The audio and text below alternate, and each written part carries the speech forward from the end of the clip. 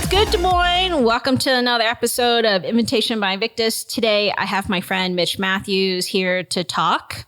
He's just going to basically hang out with us and tell us what's going on with him. What's what, right? Yeah.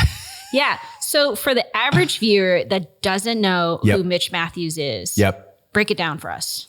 If I was to put it kind of in the most simple way, I am a success coach, a speaker, and a podcaster. Okay.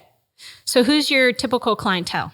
So you can split my clientele on the coaching side down the middle. Okay. So on the coaching side, on the success coaching side, I work with executives, leaders, entrepreneurs, founders. Yeah. My micro niche, I call it, the kind of the niche within the niche is I am often helping those people make big decisions. Oh. Because I get to be that safe place. I ask good questions. I get them talking. Yeah. I'm that place where they can really vet ideas, vent, celebrate, explore, those kinds of things. So that's great. The other side of my coaching business is now helping other coaches build successful coaching businesses and speaking businesses and things like that. Okay. On the speaking side, do a lot in the corporate space around thinking bigger. My podcast, well, I have two podcasts now. Yes. But my original podcast is called Dream, Think, Do. So I do a lot around helping people dream bigger, think better, and do more. Yeah.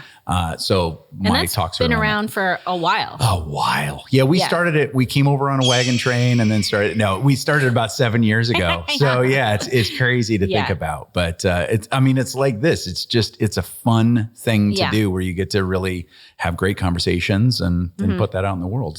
And that's just on Spotify, Apple, Google, right? Pretty much anywhere you listen to a podcast, you can find Dream, Think, Do. Okay. Yep. Yeah. And it does it have the video asset attached to it as well?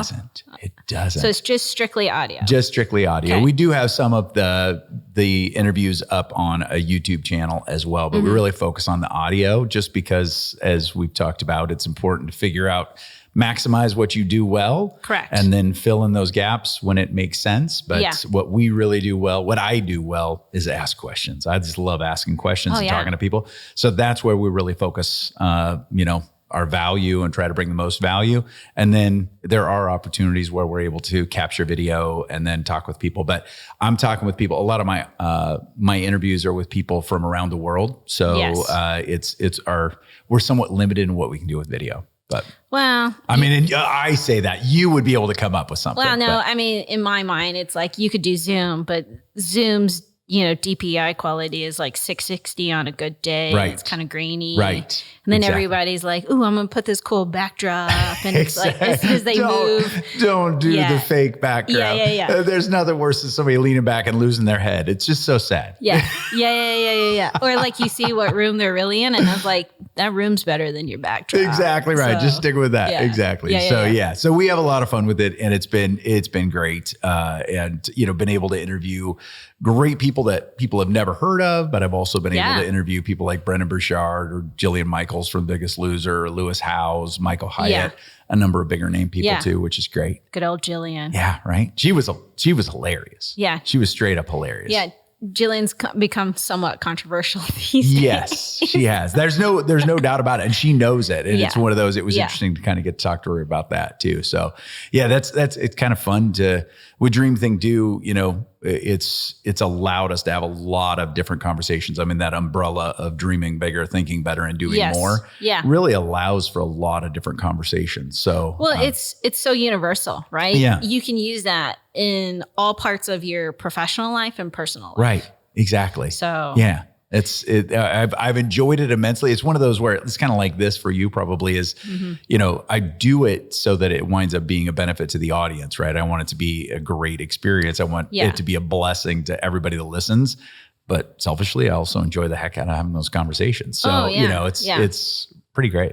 So if I've never heard your podcast, how long does typically your podcasts go for? Yeah, good question. So I now have two podcasts. So the first podcast started with Dream, Think, Do. Yes. We're at about 370 episodes on that, but it's taken us about 7 years to do that. It's a weekly podcast in the past. So it's typically about 45-minute format. I just realized for me, usually what I'll do is I'll have an hour with people. Yeah. And I find that 15 minutes of having a good conversation, warming up that conversation, because some of the people I've never met before, we get on that call. Yeah. So do a little bit of time with them.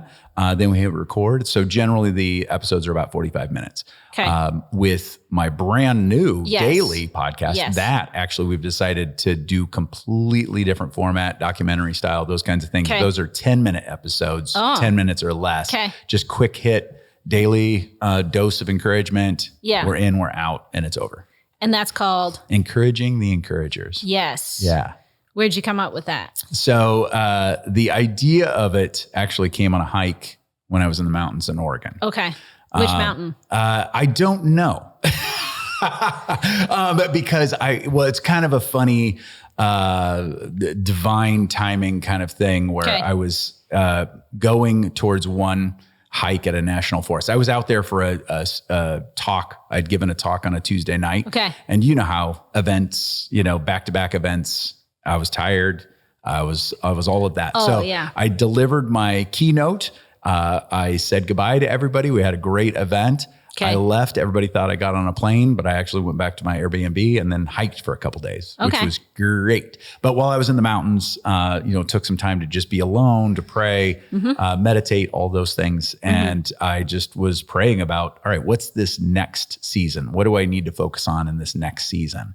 And I got that phrase, encourage the encouragers, which at first was like, I don't even know what that means. I like it. I like the sounds of it, but I don't even know what that means. Okay. But as I leaned into it, I realized that it was time to really focus even more on helping what I call the encouragers, which is the coaches, speakers, content creators. Okay. And so what's wild is there's a story behind the story, but the short version is I also got that I was supposed to stop selling speaking immediately, which is wild. Okay. What do you mean by that? So it was in the fall of 2019. Okay. I was, praying, meditating, thinking about what was next for me. Okay. This is kind of wild, but I got encouraged the encouragers. While I was on that hike, I also got stop selling speaking now, which was about 70% of our income at the time. So that didn't make a lot of sense. Yeah. But I got that nudge. Yeah. I'm trying to process it right now. So I went home I went back to my Airbnb. I called the person that was in charge of selling my speaking. Okay. I had gotten the nudge. It was okay to talk with her about that. So, and this is all stuff that just happened on this trip, right? Yeah. She said, hey, this is wild, but I've been wanting to talk with you about wanting to start my own business. I'd like to, reduce my hours with you. I'm like, well, that's wild because I just got the nudge. We're supposed to stop selling speaking and we're supposed to focus on these other things. Okay. We had sold a bunch of speaking already and I didn't know, nobody knew what was coming in 2020. Mean you had sold a bunch of speaking, like what is that? Like, so when you sell speaking, most of the time, it's a long selling cycle when you sell speaking for the most part. So generally, if you're selling large event keynote speaking, it's going to be anywhere from 3 months to 12 months. Being on the circuit. Exactly. Okay. So and that was for you personally. That was for me personally and my team selling what I do. Yeah. So we had sold a bunch. We had already sold a bunch of events, but we stopped selling that day. And we started to focus on doing other things to support coaches and speakers and those kinds of things. Well, what's wild is you fast forward about 5 months.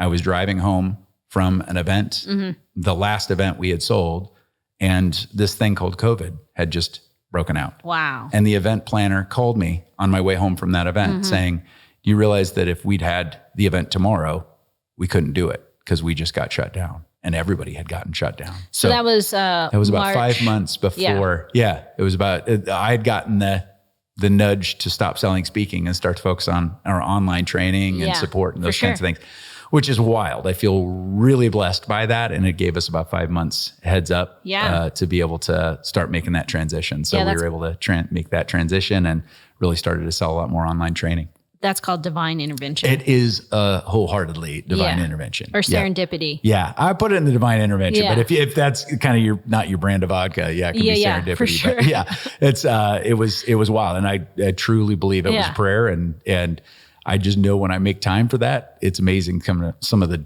very specific direction that we've gotten. Yeah. So that's a little bit of what we do. Okay. So you stopped speaking. Yeah. At that time.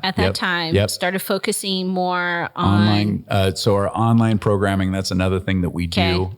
So we have a lot of online training for coaches and speakers. So we've been blessed to sell about 7 figures or more than 7 figures in online training specifically for coaches and speakers. Nice. Yeah. So we just started to really focus on that a lot more and roll out some masterminds for coaches and other support and things like that. So it's great. And we've done that for a couple of years and then got the nudge to start going back to speaking. So started to do the speaking again, which is great. But now we're reaching more, helping more coaches and speakers. So we launched the Encouraging the Encouragers to just help out in a new way. Yeah.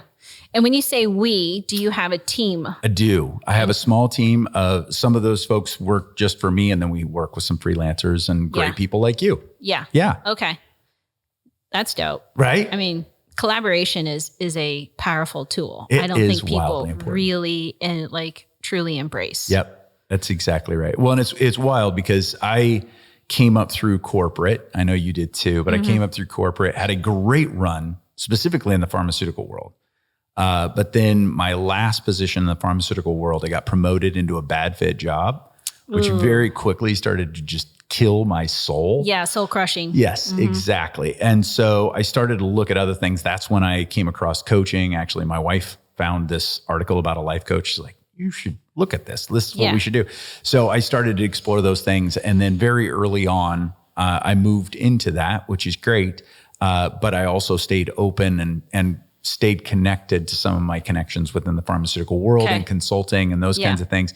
And there was a group that I had worked with that they had been, I had been their client, and then I stayed very close to them, and they taught me a lot about being in the consulting world, being in the freelance world. And they always said, hey, try to hire your best people, but as often as possible, hire them either as freelancers or work with teams like yourself, those kinds of things where you don't have to pay them as a full-time person, but try to hire the best people in a way where you're not dependent on them if things go south or if things are lighter. And so I have always, I have my core people that work for me, but then I also lean on wildly talented people like you, when we can, to be able to say, okay, this allows us to do stuff we would never be able to do on our own. It allows me to, have access to great cameras and equipment and people, and I don't have to buy them. I don't even have to know how to use all of your amazing, cool tech, right? You just get to focus on Jen, what you want. Do this. Yeah, exactly, which is great.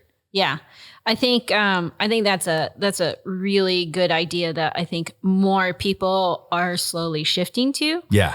Because it also gives the entrepreneur and essentially the access for another elevated service. Right. Well, it makes them look good. I mean, we live in an era where our social media presence, our web presence, no matter what product, no matter what service you have, your forward-facing web presence, social media presence is critical. Correct. I mean, it used to be that, your office space, the storefront, all of those things were what mattered most. And those things can still be important.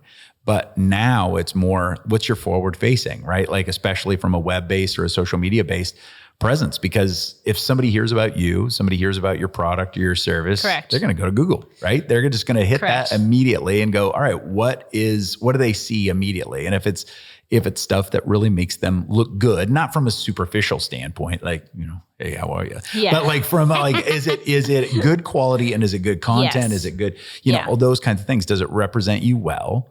Then, that's going to boost the chance that they're going to want to work with you and engage with you and those kinds of things. Now, there's a lot of people that still get by with really crappy looking stuff. Obviously, it has to be good quality, whatever it is, but the better the quality, the better the forward facing image, it really does create less friction and can increase the credibility immediately. Well, everything now is web centered, right? Web, social media, something on a digital space, it's centered. So I think, the average consumer, they'll Google who you are. And then if you have a Google page, they will look at it. They'll see if there's decent reviews or decent pictures. And then they would, I think as a consumer, you would naturally hope that when you open the web page, it's It's what you imagine it to be. Right. Right. So, I think a lot of people today are now spending a little bit more time and money trying to develop their personal branding. Yep. I think a lot of people, though, think they have to figure it all out for themselves. Well, yeah. You know what I mean? And some people absolutely do. Yeah. Some people absolutely should. But some people would be better served by like just hiring somebody like yourself to be able to go, okay, make me look good. I'm going to focus on what I do. Just make it look good. Yeah. you know, so there is power in learning, the strategies and what it takes to make something work and look great. But also it is, key to collaborate and find good people so that everybody can play to their strengths. Yeah. I think the thing is like people are like, what do you mean you can't place it for me? I'm like, that's not what we're designed to do. Right. We're designed to create your content and we turn it over to whomever you want us to, or back to you, or if you want some suggestions, these are the people we collaborate with. And then from there, they can help you. Yeah. And that's an important part of the process, right? Because, even if they have something that's pretty, unless they're planning to be strategic with it and knowing which place it goes and how are they going to lean on that, those kinds of things, it can be wasted effort. But if they truly understand the strategy of it, and, like who are they talking to? Who are they serving? And how can they do that in a really, really good way, in a way that allows them to play to their strengths, in a way that allows them to be authentic, those kinds of things.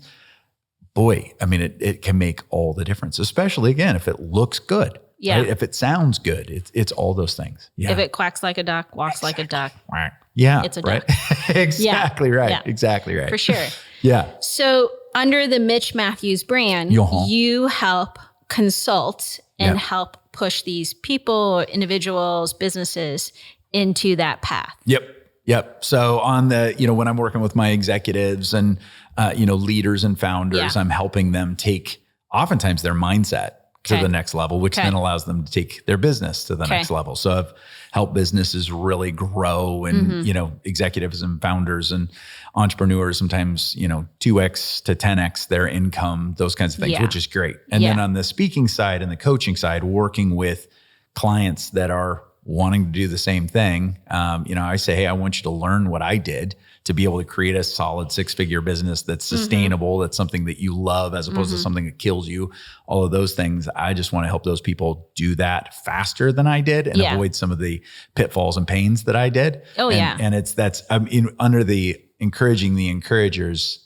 umbrella, we've landed on a phrase that I love. It's like, I want to help people become well-paid encouragers. Yes. Right? Because I want people, there's some people who get into speaking or coaching because of the money. And it's like, hey, it's great. You can make really, really good money. But if you're at the core, not actually wanting to help people, then don't get into this. This is not good. Right? Yeah. I know you have that same heart. Like you want people to be at their best. You want people to be more of who they are created to be, all that stuff, right? That's what you're doing. That's what I feel like, the right kinds of speakers and coaches, if they've got that heart, then they just need the systems to be able to help them be well-paid encouragers. Oh yeah, right. For sure. So, and oftentimes, like I know for me, I was in a bad fit job, right? It was a sitcom scenario, single income, 2 children, depressive mortgage. So I couldn't just leave, right? So I had to create something on the side and build it.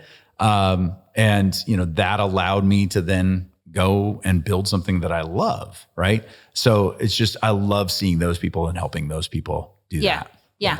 So when you got into this ill-fit position, what year was that? That was, let's see, going back, it was 1998. Oh, right. Yeah, I was in college. Right, it was a long time ago. I know. Homie. I'm telling you, I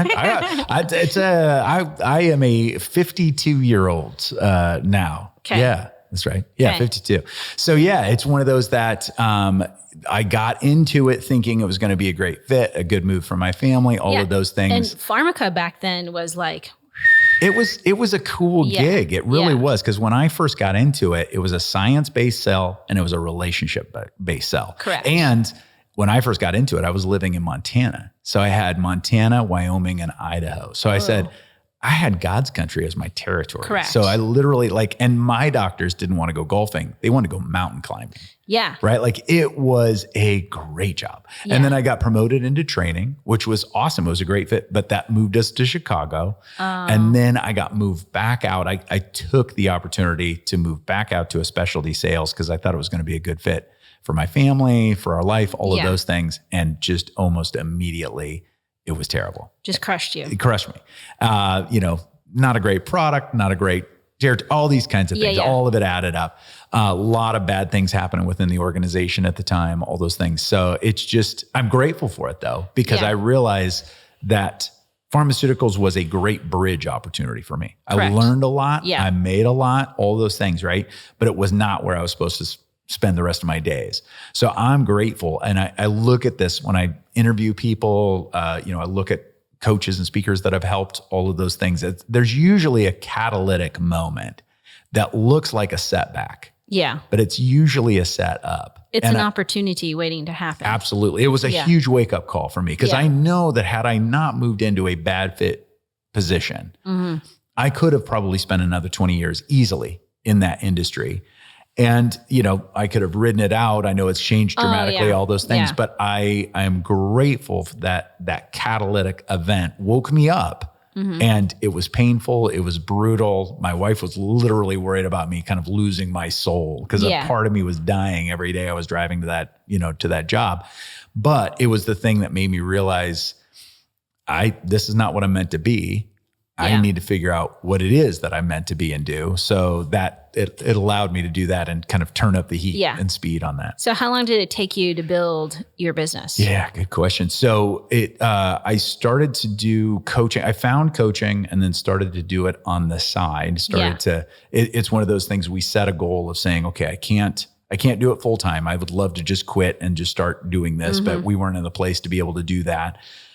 So I just started to do it on the side, and we set some goals of saying, hey, if I can make, and we set what I call now a leap number, which was when my wife and I could both feel good about me quitting and going full time. We called it our leap number. Okay. And I set that goal, and we talked about it, prayed about it, and landed on if I could hit 30% of my income 3 months in a row.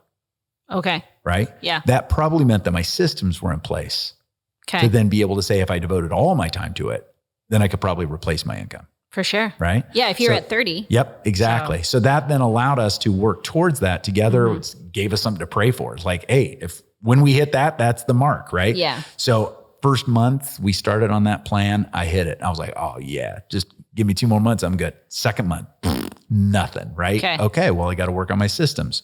Next month, but then it started to happen. I thought it was going to be 5 years before I'd be able to leave. I was able to leave in less than 6 months. 6 months. Okay. So, but a big part of that was having systems in place and learning and growing and experimenting and all of those things. Yeah. So up and running in that amount of time, we were able to replace my income in that year, which was great. I didn't know if that was going to be able to happen or not, but it did.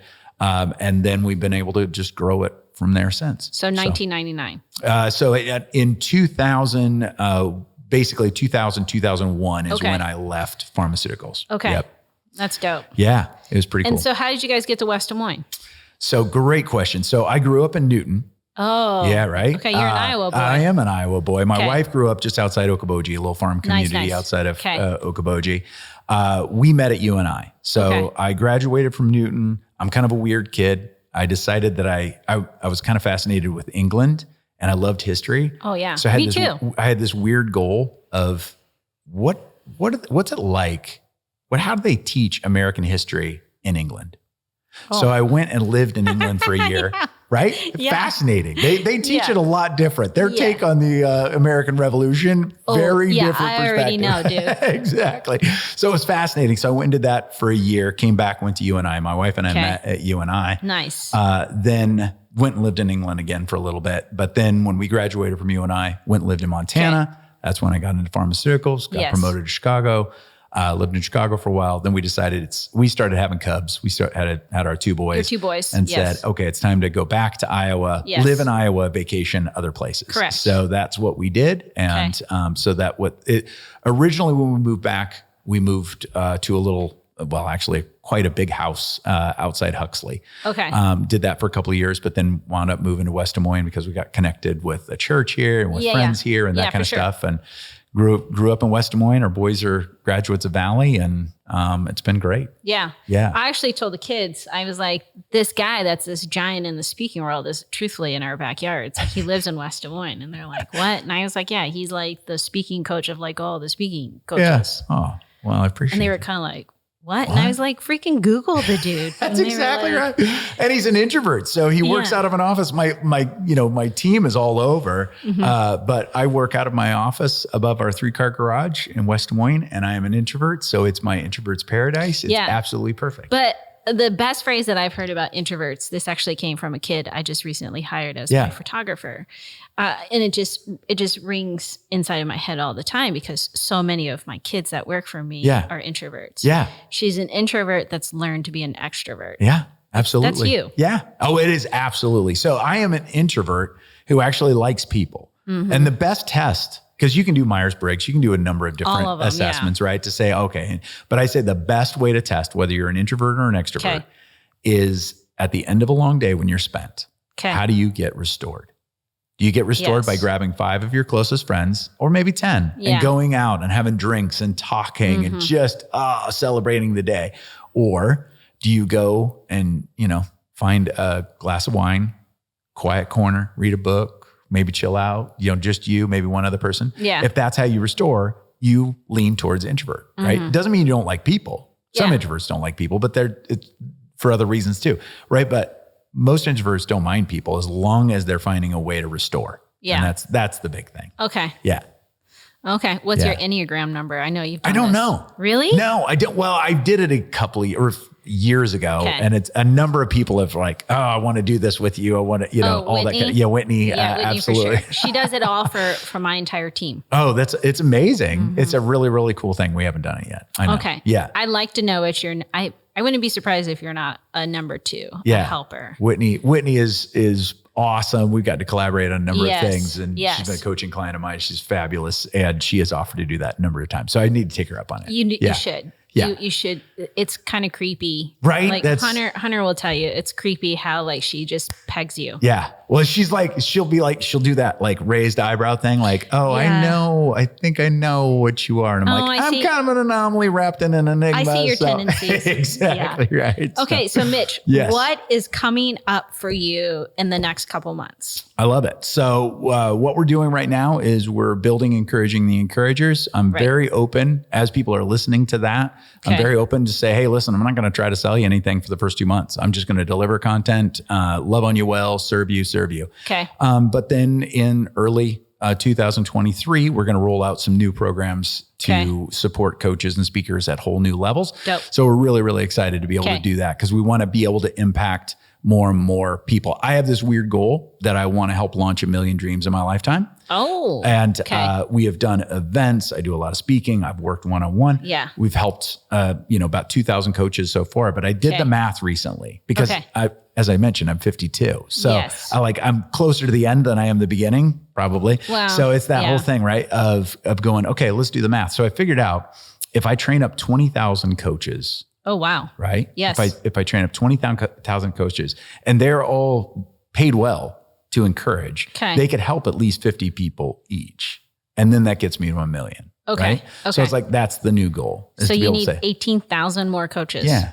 Which I think is possible. That's not a big number at all. That's right. So it's one of those, and also to get them to be well paid. That's what I want. That's what I want to be able to do. So we help coaches and speakers, but that's kind of my jam. And we're going to do that at new levels. Yeah. For sure. Yeah. So what's the best way for somebody who is watching this and just feels so inspired? Because I feel inspired. Hunter, you feel inspired? Hunter's all about it. Yeah. Mitch is just this ball of inspiration every day. Thank you. If the consumer or the person that's watching, what's the best way to reach you? Absolutely. Well, they can Google me, right? Google. That's but then you can probably start with mitchmatthews.com. It's probably going to be the easiest way to get started. Okay. We spent all of our marketing budget coming up with that domain. Right? Like, man, what are we going to do? What should we call it? How about this? And it is Mitch Matthews with 2 T's. Okay. I do have some Matthews in our family line that have 1 T because Yeah, they dropped a T just to tick off somebody. Okay. I don't know how that works. But yeah, just start with mitchmatthews.com. But you can if you go to iTunes, how about that? Speaking of covered wagons, Apple. Yes. If you go to Apple, you can plug in Mitch Matthews and it'll take you to Dream, Think, Do, or encouraging the encouragers too.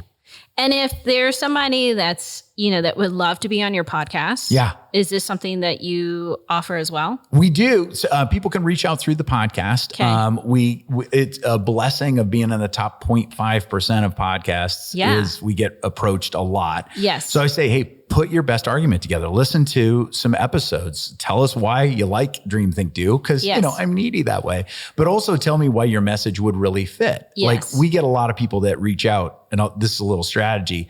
Some people reach out and we can tell it's a cut and paste letter. There's no customization. We delete it. We don't look at it at all because if you're not going to put in the effort, then we're not going to read it. Correct. But if somebody puts in a little effort and says, hey, we like this episode and, we've got something that we think might help, tell us why, all that stuff. So, we suggest people do that with any podcast they're trying to get on, but that definitely helps to set you apart for our podcast. But we're definitely open to that because, we've gotten to interview some big name people, but some of my favorite episodes are people that most people have not heard of, but have a great story. So absolutely, they can reach out through mitchmatthews.com to do that. Yeah. Okay. Well, that's our time. I'd love for you to come back because I really feel like we just kind of scratched the surface. We were just getting started. Plus, that my brain is just wanting to ask you about 1,000 questions. I know, so, and I know I had to pivot and move like in basketball. Keep them moving forward because he's going to start asking me questions. Exactly. Stop asking me questions about me. That's right. Get the light off. Yes, I love it. Okay, so if anybody is interested in working with Mitch Matthews, mitchmatthews.com. Yep. I know because I've actually sent clients. Yes, you have. Thank you so much. And they're awesome people. And they are doing very well. Yes. I can testify to that. They're thriving. Well, you send me good people. You're like setting me up for crying out loud. Well, I can't help them. Wrong? I can only create their content. Exactly. I could be, I'm the worst person to teach speaking. So I don't know. Yeah. I know. Yeah. So mitchmatthews.com. And Mitch, I'd love for you to come back, when we have a little bit more time and then we can deep dive even more and all that. But check out his podcasts. They're on all the podcast channels. There's a link, I'm sure, on the website as well. Excellent. And then if you are interested in any services with Mitch or his podcast, please reach out. MitchIsTheBomb.com if they're still saying it. So I don't know if they are, but I'm down with it. Covered wagons, right here with you, homie. All right. I love it. Thanks everybody for tuning in. We out.